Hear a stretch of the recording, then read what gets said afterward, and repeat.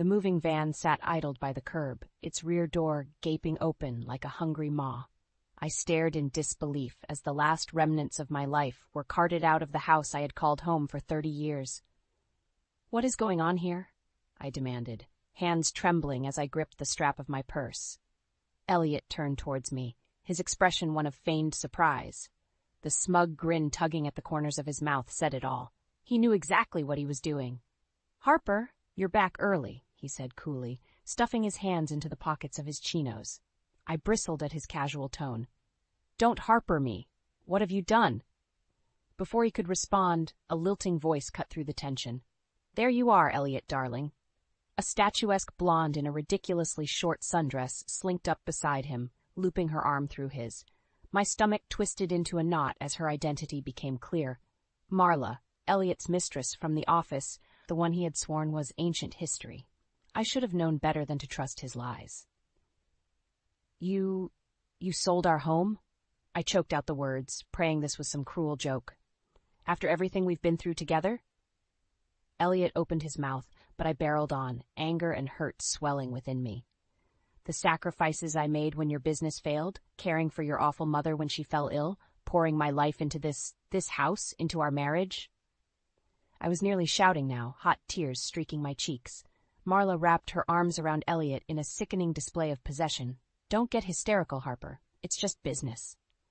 Just business. After 30 years of partnership, of struggling and persevering side by side, he was tossing me aside like a used rag. For her. I rounded on Elliot, squaring my shoulders. "You lying, cheating snake, you're willing to destroy everything we built together for this?" Elliot avoided my gaze, the muscles in his jaw twitching. He knew he had been caught red-handed in his web of deceit. The seconds ticked by in silence, the only sound the sudden clatter as the movers heaved the last of our belongings into the van. It was really happening. The man I had loved and trusted above all else had betrayed me in the cruelest way imaginable. Marla sneered at me over Elliot's shoulder. "Time to move on, Harper. This is our new beginning." Their smugness was more than I could bear. Squaring my shoulders, I jutted my chin defiantly at the pair. "You want a new beginning? Fine, but mark my words, this isn't over." Turning on my heel, I stalked away from the home I had poured my heart and soul into, leaving the shattered remains of my marriage behind. The game was on. Elliot and his mistress had started a war, and I would be damned if I went down without a fight. I barely slept that night, that the image of Elliot smugly carrying on with his mistress scorched into my mind. How could the man I had loved, the father of my children, be so callous and cruel? My anger simmered as I paced the guest room of Alex's apartment, the temporary living situation doing nothing to soften the sting of Elliot's betrayal. I had given that man everything, my unwavering support through hard times, my love and loyalty for 3 decades. And this was how he repaid me? The shrill ring of my cell phone sliced through the tense silence. Jenna's name flashed across the screen. "Mom?" Her voice wobbled with unshed tears. "Is it true what Alex told me? Dad left you for some young thing?" My chest tightened. Having to explain this nightmare to my children was almost worse than living through it myself. They had always looked up to their father, despite his litany of shortcomings over the years. "I'm so sorry, honey. Your father and we're getting divorced." I cringed at how matter-of-fact the words sounded, like I was reporting groceries rather than the imminent dissolution of my marriage. Angry silence crackled down the line. When Jenna spoke again, her tone was low and uncompromising. "That selfish bastard, after everything you sacrificed for him and this family?" She broke off in a choked sob. "Mom, I'm coming over. We're going to get through this together." "Thank you, sweetie," I murmured, feeling a surge of pride at my daughter's fierce loyalty. At least I could count on my children, despite their father's despicable actions. A few hours later, Jenna burst into the apartment, red-faced and bristling. Alex sat slouched on the sofa, his expression one of carefully restrained rage. "That low-life piece of scum," Jenna spat, flinging herself into the armchair beside me, "throwing away 30 years of marriage for a cheap fling? Unfreaking believable." "Jenna," Alex warned in a low voice. "No, Alex, I won't stay quiet. He humiliated Mom in the worst way." She wheeled towards me, eyes blazing. Please tell me you're taking him for every last penny." I studied my daughter's fierce protectiveness and loyalty, my heart swelling despite the misery of my circumstances. This was the family I cared about, the ones who had my back no matter what. Squaring my shoulders, I returned Jenna's determined stare. "You're damn right I am. If that rat bastard Elliot thinks he can just discard me and our marriage, he has another thing coming." My gaze slid towards Alex, who gave a somber nod of agreement. A muscle twitched in his clenched jaw. "We're with you every step of the way, Mom. Just let us know whatever you need." In that moment, I felt a surge of resolve. Elliot and his mistress had detonated a bomb that shattered my life into pieces, but if he thought I would go down without a fight, he was gravely mistaken. It was time to show my soon-to-be ex-husband exactly why hell hath no fury like a woman scorned. Squaring my shoulders, I looked my children in the eyes. "Here's what we're going to do." The divorce proceedings were uglier than I could have imagined. Elliot fought me tooth and nail, contesting everything from asset division to alimony. His smug arrogance in the courtroom made my blood boil. "Your Honor, my client has devoted her entire adult life to supporting Mr. Monroe's endeavors, often at great personal cost," my lawyer argued, throwing a pointed look at Elliot. "She put her career on hold to raise their children, manage the household, and provide emotional support through failed business ventures. She is more than entitled to an equitable share of the marital assets." Elliot's eyes narrowed into serpentine slits. That condescending sneer I knew all too well twisted his lips. He seemed to forget I sat just a few feet away, watching his every arrogant micro-expression. "With all due respect," his lawyer oozed, "Mr. Monroe's recent financial windfall stems from the prudent sale of the marital home he purchased prior to the marriage. My client's new business partner," he threw a deferential nod at that blonde bimbo Marla, "simply provided the funds to unlock the asset's latent value. Mrs. Monroe's demands are exorbitant given her minimal contributions. You lying sack of scum," I mentally hurled at my soon-to-be ex-husband. I burned with impotent rage, wanting nothing more than to hurl the nearest heavy object at his insufferably smug face. The arrogance. To dismiss 3 decades of selfless partnership, putting his wants ahead of my own dreams, raising our children almost single-handedly, and dragging his worthless carcass back from the brink of financial ruin as minimal contributions. White-hot fury lanced through me. Out of the corner of my eye, I saw Alex leaning forward, his hands knotted into white-knuckled fists atop his knees. Jenna put a calming hand on his arm, her own eyes glinting with outrage. "Mom's the one who kept this family afloat while you were off chasing yet another get-rich-quick scheme," Alex hissed under his breath, low enough for just me to hear. "Don't you dare try to rewrite history in that condescending way." I squeezed his hand in gratitude, stoking the fires of my own resolve. We had fought too hard, sacrificed too much of our lives, to let Elliot sweep it all under the rug now. If he thought I would go down without a fight, he had underestimated the wrong woman.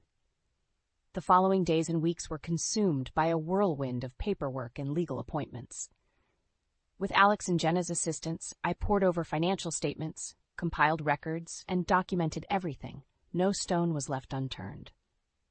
Gone were the days of meekly accepting Elliot's decisions, of surrendering pieces of myself for his desires and ego. I would expose every lie, every despicable act for the world to see.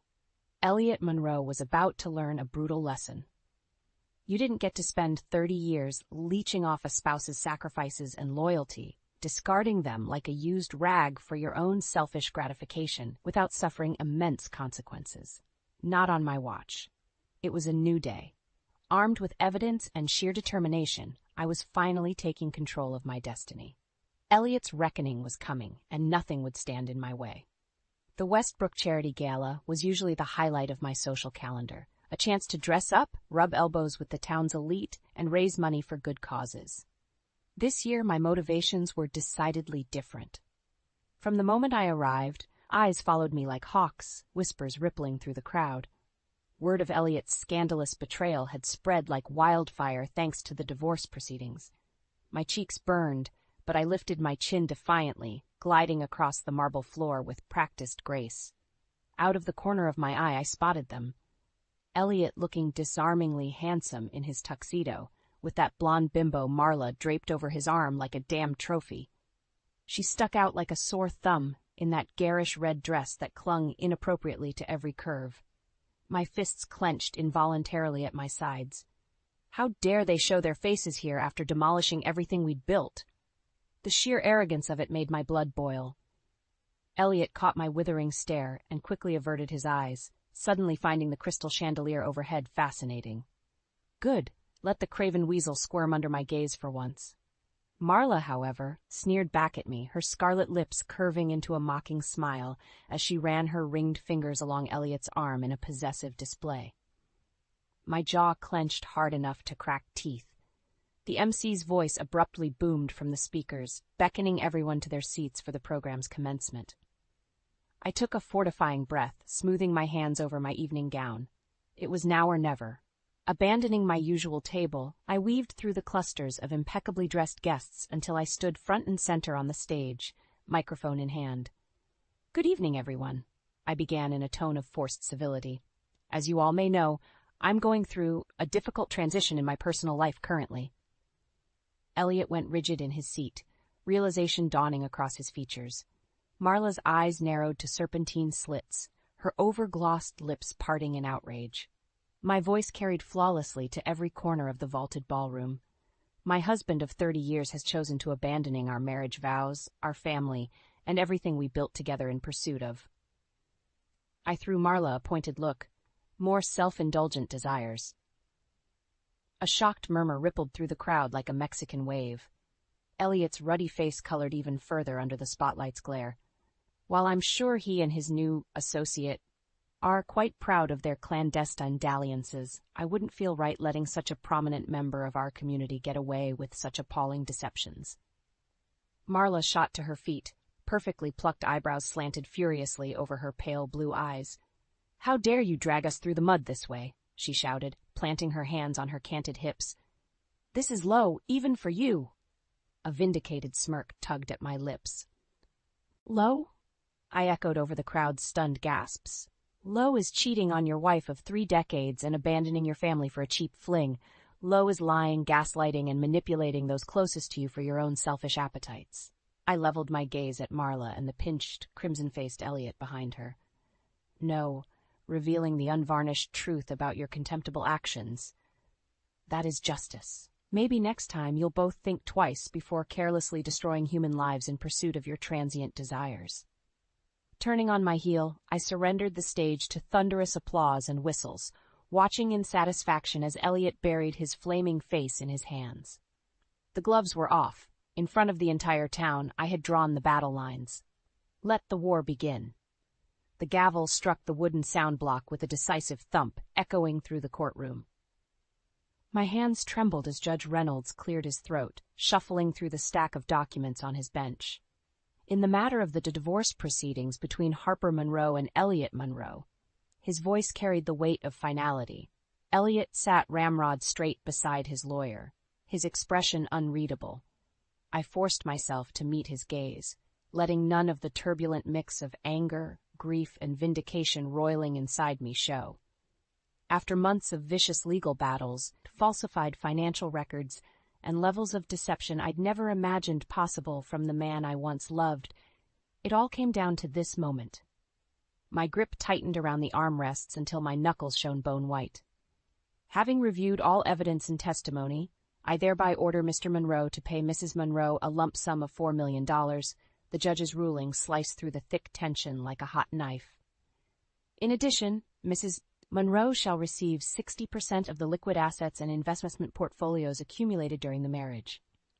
A guttural sound of disbelief escaped Elliot's lips. His rictus mask of composure finally shattered, giving way to flushed, impotent rage. "Suck on that, you arrogant prick," I mentally hurled at him.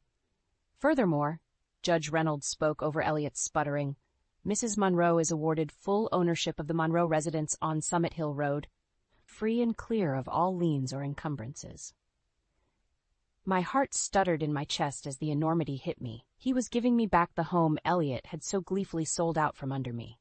Our home, the place we had raised our children and built a life together for 30 years, would remain mine. Tears of sheer relief and vindication pricked my eyes. Alex squeezed my hand tightly beside me, a proud smile crinkling the corners of his eyes. "That lying snake got exactly what he deserved," he murmured under his breath. Jenna leaned across him and enveloped me in a fierce hug, openly weeping tears of joy. Beyond them, Elliot sat utterly motionless, his face drained of all color.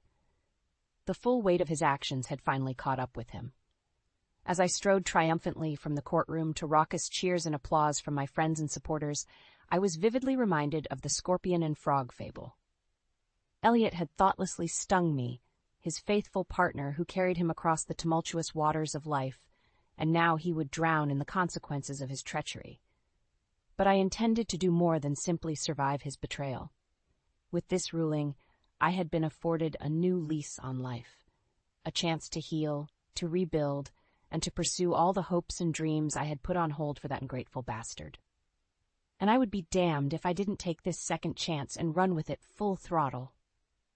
6 weeks later, I stood in the marble foyer of my reacquired home, drinking in the warm, familiar surroundings as the moving crew unloaded my belongings.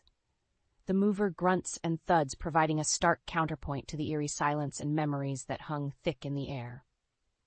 This place had been the backdrop to my once happy marriage, the birthplace of cherished family memories, unbreakable bonds between husband and wife, and dreams of growing old together. Elliot's lies and callous greed had very nearly ripped it all away. But not anymore.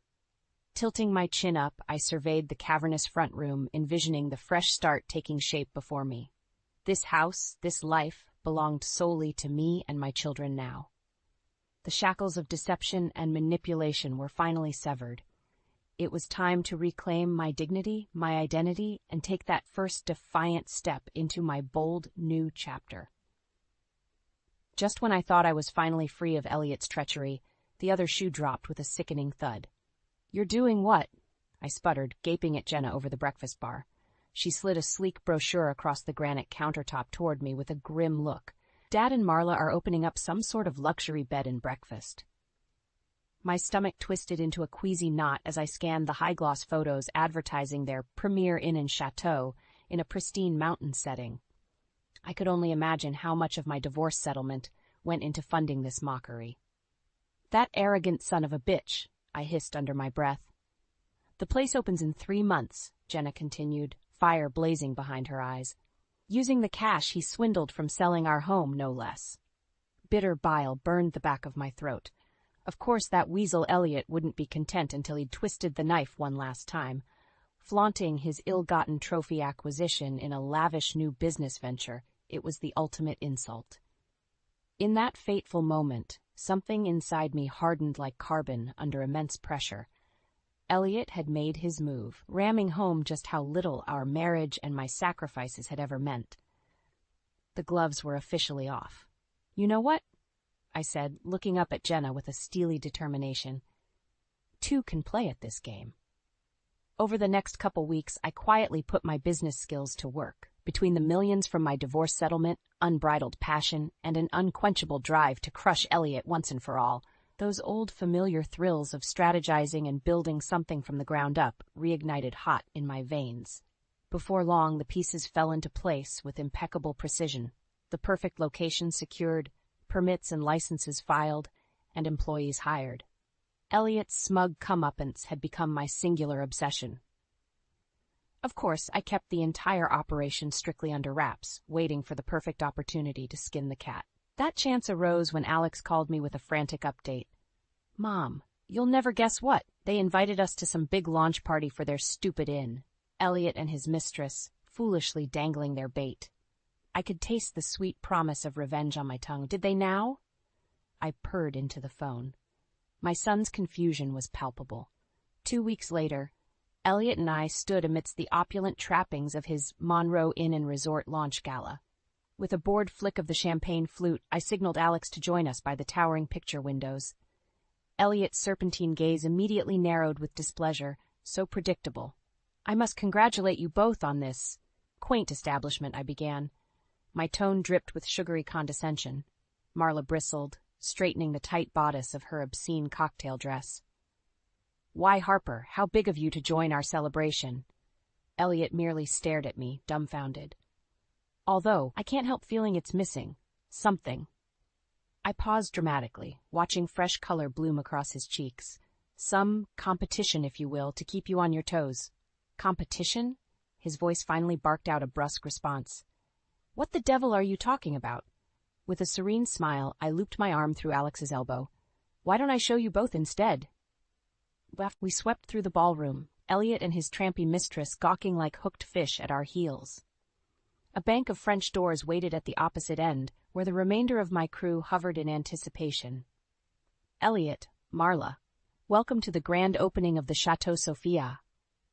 At my signal, the doors swung wide, revealing the sprawling vista of the property I had meticulously assembled to be bigger, bolder, and infinitely more upscale than their paltry imitation. Their jaws dropped in horror at the sight. You didn't really think I was going to let you prance around with my life's work unchallenged, did you? My eyes glittered with malicious glee.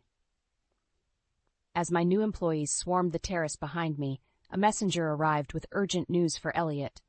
His backers were pulling funding over the 11th hour competition.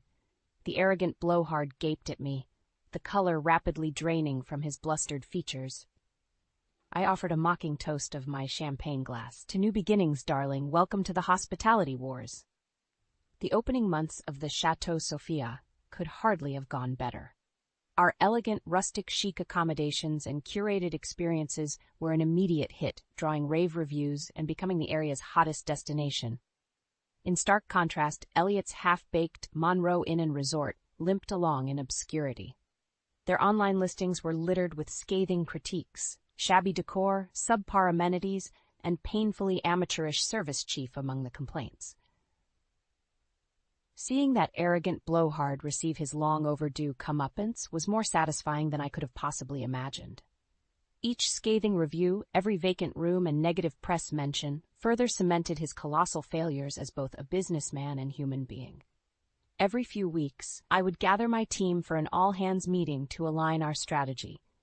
More than once, Elliot's petty attempts at sabotaging my operations through underhanded tactics were uncovered and swiftly neutralized.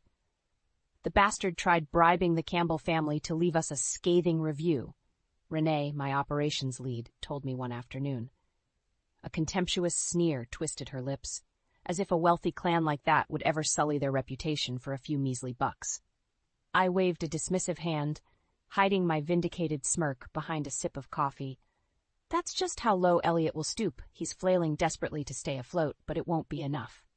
Sure enough, it was barely 2 months into our heated battle for hospitality supremacy that the unraveling began. Rumor had it, Elliot was hemorrhaging cash at an unsustainable clip, having wildly underestimated startup costs and failing to gain a foothold in the market. When the foreclosure notices started appearing in the local paper's legal announcements, I couldn't resist a wry smile of triumph. Textbook overconfident arrogance, bulldozing ahead without doing his due diligence. It was so quintessentially Elliot. Later that week, Alex forwarded me a scathing article about the pending closure of the Monroe Inn. Turns out Elliot had stopped paying vendors, staff, and underlying creditors in a desperate bid to keep the facade going. His investors, those few who hadn't already pulled their funding, were going to get hosed. The comments section was a virtual bonfire of schadenfreude, with locals and former patrons alike torching Elliot for his litany of failures. Just desserts for such a prolific liar and cheat. Not long after, I found myself across the polished alderwood desk from the one and only Elliot Monroe. He was noticeably haggard, the last bastions of his smarmy confidence crumbling under the crushing weight of his debacle. I'm destitute, Harper, he admitted in a hoarse tone, unable to meet my unblinking stare. The business, the investors, it's all gone belly up. I have nothing. The disgraced charlatan finally confessing the depths of his depravity should have felt enormously vindicating. Instead, I just felt hollow, numb to the man whose betrayal had nearly decimated my soul. After everything you did to me, to us, I murmured, gesturing between us. Did you really think I was just going to roll over and let you win? His jaw clenched, tendons straining beneath his ruddy skin. I leaned forward, holding his gaze with steely determination. Wake up and face reality, Elliot. You're an arrogant, insecure little man whose own reprehensible actions orchestrated this downfall. All I did was give you the chance to reap what you've sown." My office abruptly felt too small, the air heavy with decades of simmering resentments. This confrontation had been a long time coming. "Please." The broken whisper escaped Elliot's lips. I waited for the rest, but he seemed to shrink further in on himself, deflating like an untied balloon. In that moment, I realized just how profoundly over him I was. The man had gambled away my love, my loyalty, our life, for his own selfish cravings. He deserved no more of my energy or power. Rising to my feet, I smoothed my hands over my skirt and crossed to the door. "I'm afraid there's nothing left to say. Don't let the door hit you on the way out." As Elliot slunk from the office in disgrace, I felt an unfurling sense of finality. Whatever puppet strings had still bound me were severed. My karma delivered. His miserable fate sealed. It was a new beginning in the truest sense. And I had miles more to go before reaching my final form. The warm summer breeze carried the fragrance of freshly bloomed roses and honeysuckle as I stood on the terrace, surveying my personal oasis. After more than a year of stratospheric success with the Chateau Sophia, I had seized the opportunity to expand into a full-service luxury resort and spa. My staff bustled about in crisp uniforms, meticulously prepping for the grand opening gala. Lanterns were strung between marble columns, and sleek white cabanas dotted the immaculate grounds. I inhaled deeply, savoring the sweet air and sense of peaceful accomplishment. This night marked the culmination of a years-long journey, one driven by sheer determination to not just survive betrayal, but to thrive in defiance of it. "It's really something, huh, Mom?" Alex's voice shook me from my reverie. I turned to find him beaming with pride, Jenna looped through his arm in a chic sundress. Despite the years and tumult we'd endured, my children still stood staunchly by my side. "You've built an amazing legacy, one we're all so proud of," Jenna gushed. Emotion swelled in my throat as I pulled them both into a fierce embrace. Just a couple years ago, our family had been in tatters, each of us suffering the devastating blows of Elliot's callous betrayal. We never could have imagined coming out on the other side like this. "I couldn't have done any of this without you two," I said gruffly, blinking back happy tears. "Your love and support gave me the strength to keep going, no matter what." We stood together in comfortable silence, cherishing the profoundly transformed trajectory of our lives. The agonizing days of despair and hurt were finally behind us. A gentle rap on the terrace doors signaled an arrival. I turned to find Justin, the new director of hospitality operations, hovering with an uncertain look. "Apologies for interrupting, Mrs. Monroe, but he's here, asking for you." My stomach clenched instinctively. I already knew who the he in question was. Taking a steadying breath, I nodded for Justin to send him out. No more than a minute later, the terrace doors parted, revealing a shrunken, haggard figure that had once been Elliot Monroe. His expensive suit hung loosely on his diminished frame, his eyes downcast and swallowed by deep hollows. To put it plainly, he looked utterly, irrevocably broken. "Elliot," I greeted with cool detachment, nodding to Jenna and Alex. To their credit, they restrained themselves from any outbursts, simply watching on in stone-faced silence. "Harper, he began, words failing him as his mouth worked soundlessly. With visible effort, he met my gaze, shame and regret etched into the weathered lines of his face. "I just wanted to see the spectacular woman you've become with my own eyes. The strength, the success. You've cemented an enduring legacy while I squandered my own." His laugh was a dejected, hollow rasp. "I gambled away the love of my life, my family, in pursuit of cheap vices and ego strokes. A bigger fool has never walked this earth." My first instinct was to rebuff his pathetic wallowing, to dismiss him as easily as swatting a fly, but some deeper pang of crushed hopes gave me pause. Maybe in another life, another reality where he made different choices, things could have turned out so differently for us. But that path was forever closed to him now, his misery entirely self-wrought. "You're right about one thing," I said after a loaded pause. "This life, this empire, is mine now. One I built from the ashes of the world you burnt to the ground." Elliot staggered back slightly, absorbing the weight of my condemnation. "But I won't have you polluting it with your boorishness any longer," I continued, mustering every fiber of dignity. "Tonight, I'm surrounded by the people who matter most, my loyal family, my driven team, my esteemed guests. You've been excised from this existence entirely. I pierced him with a final, unwavering stare. Now, get off my property before I have security remove you. Without another word, the shell of the man who had once been my husband turned and shambled away in disgrace. A profound sense of closure blossomed within me as I watched him disappear into the gloaming. At long last, I had severed the final tether binding me to my anguished past. Ahead lay an open field of possibility, and a hard-won second chance to cultivate the life I deserved. A new chapter was finally beginning.